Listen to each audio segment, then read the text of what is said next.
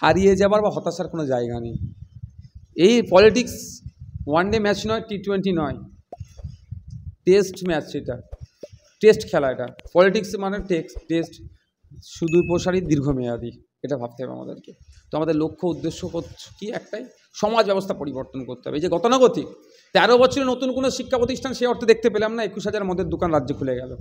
এই উল্টো করতে হবে আমাদেরকে, যে শিক্ষা প্রতিষ্ঠান বাড়াতে হবে, মদের দোকানগুলো বন্ধ করতে হবে, দুর্নীতি বন্ধ করতে হবে, সৎ নীতির আরও বহিঃপ্রকাশ ঘটাতে হবে। এই লক্ষ্য নিয়ে আমরা রাজনীতির ময়দানে এসেছি। সুতরাং এটা আমরা অবিচল আছি। আজকে আমাদের সন্তোষজনক, আশাজনক আমাদের ফল হয়নি, আগামী দিনে মানুষ চাইলে হবে। আর আমরা তো ক্ষমতা শীর্ষে থাকার জন্য রাজনীতি ময়দানে আসিনি, আমার সমাজ ব্যবস্থা পরিবর্তনটাই আমাদের মূল লক্ষ্য, সেটাতে আমরা অবিচল আছি। না, বিতস্তত নয়। দেখুন, আমি একটা কথা বলতে পারি। দেখুন, এখন তো সার্টিফিকেট আছে তৃণমূলের হাতে কোথাও 29টা না কটা, বিজেপির কাছে 12টা মনে হচ্ছে, আর কংগ্রেসের কাছে একটা। যাদের হাতে সার্টিফিকেট সেই সেকেন্ডার এখন। তো কথা হচ্ছে একটাই, আমার আমি সবসময় বলে এসেছি, আজকের জন্য নয় ভাববেন আইএসএফে পরাজয় হয়েছে বলে আজকে বলছে। সবসময় আমি বলে এসেছি, বুথের স্তরে মারামারি হানাহানিতে জড়াবেন না। এই এমপি হয়ে দিল্লি চলে যাবে, কিন্তু তাদের জন্য কেউ আবির মাখতে পারে, সবুজ আবির, কেউ গেরুয়া আবির মারবে, কেউ কংগ্রেস তার কালার মাখবে, সে 100 ভাগ, আমি এর বিরোধিতা নয়। কিন্তু নির্দিষ্ট একটা লিমিটেশন থাকা দরকার।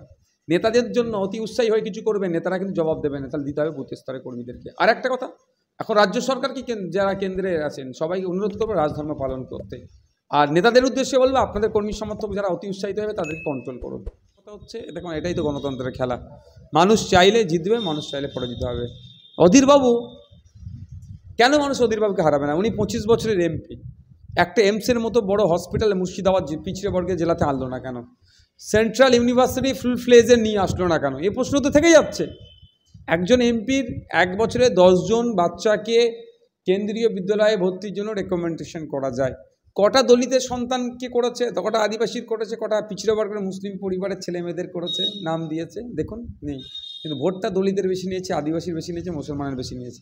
আজকে মুসলিম সমাজ, দলিত, আদিবাসী বুঝতে পেরেছে কি এমপি করে লাভ নেই, আমাদের লস হচ্ছে, শুধু আর পেনশন বাড়ছে, সেই জন্য ওনাকে পরাস্ত করেছে। কেমন ভোট হয়েছে ভোটের দিন আমরা দেখে নিয়েছি।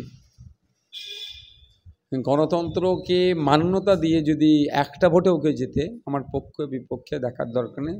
তাকে অবশ্যই মানুষ, তাকে যদি মানুষের রায়ে যারা জিতেছেন তাদেরকে আমি অভিনন্দন না জানিয়ে থাকতে পারবো না।